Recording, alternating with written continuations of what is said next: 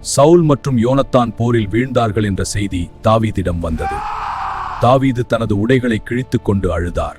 அவர் தன் எதிரியை பார்த்து சந்தோஷப்படவில்லை. தாவீது சவுலையும் யோனத்தானையும் கௌரவித்து ஒரு புலம்பல் பாடினார். இஸ்ரவேலின் கசேல்களே, உங்கள் மலைகளில் விழுந்தார்கள், வலிமை மிக்க வீரர்கள் வீழ்ந்தார்கள்.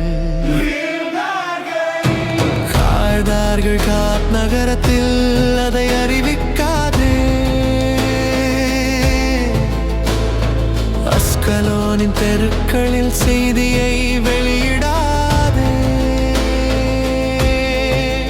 அந்த கரடுமுரடான பெஸ்திய பெண்களுக்கு குடிபோதையில் விருந்து வைக்க இன்னொரு சாக்கு போக்கு சொல்லாதே.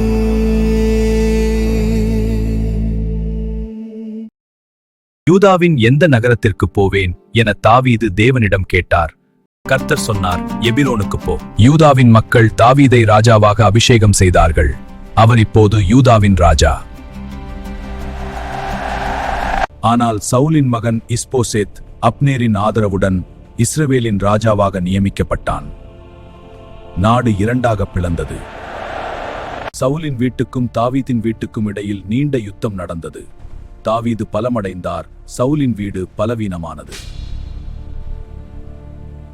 பேரோத்தில் உள்ள ரிம்மோனின் குமாரர்களாகிய ரேகாபும் பானாவும் நண்பகலில் இஸ்போசேத்தின் வீட்டிற்கு சென்றார்கள். வெப்பம் மிகுதியாக இருந்ததால் இஸ்போசேத் தன் படுக்கை அறையில் ஓய்வெடுத்துக் கொண்டிருந்தான். ரேகாபும் பானாவும் கோதுமை எடுத்துக்கொண்டு வருபவர்களைப் போல நடித்து உள்ளே நுழைகிறார்கள்.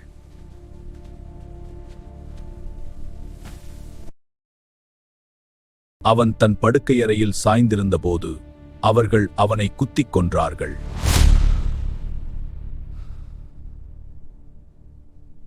அவர்கள் அவனது தலையை எடுத்துக்கொண்டு யோர்தான் பள்ளத்தாக்கு வழியாக இரவு முழுவதும் பயணம் செய்தார்கள்.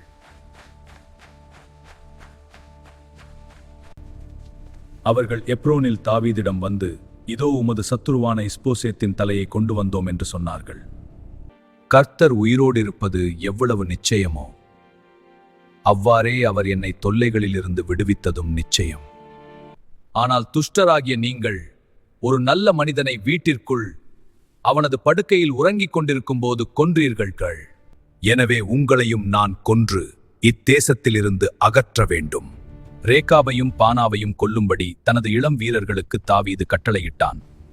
அந்த இளம் வீரர்கள் ரேகா, பானா ஆகியோரின் கைகளையும் கால்களையும் வெட்டி எப்ரோன் குளத்தருகே தொங்கவிட்டார்கள்.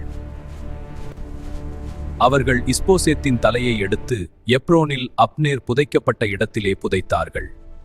எதிரியின் மகனாக இருந்தாலும் மரியாதை அளிக்கப்பட்டது. அநியாயம் மூலம் கிடைக்கும் வெற்றி தேவனால் ஏற்கப்படாது. நீதியுள்ள தலைமை என்பது கடினமான தீர்மானங்களை எடுக்கும் துணிவு.